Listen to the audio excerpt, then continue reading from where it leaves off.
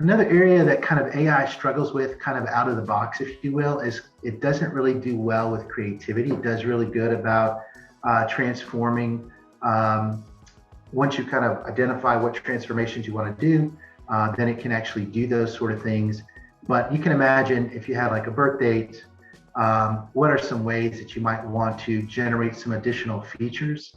A lot of times, groups like to hold on, data science groups kind of like to hold on to this piece because it gives them some individuality. I know because I've done that sort of thing in my prior life. And so it's not really scalable. It certainly hurts. It can hurt the organization.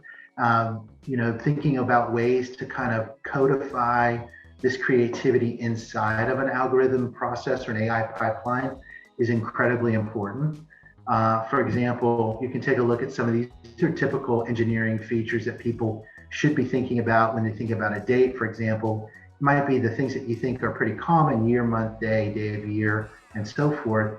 But this sort of thing, when it breaks out onto a data row, really allows certain algorithms to do better.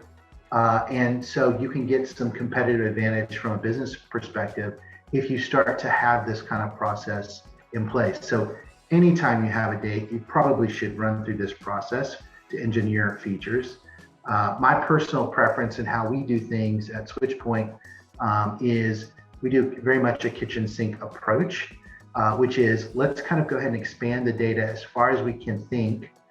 And a lot of it is reusable, meaning so if I had this concept about these features on the date here, I wouldn't necessarily have to go through the process of thinking through that again.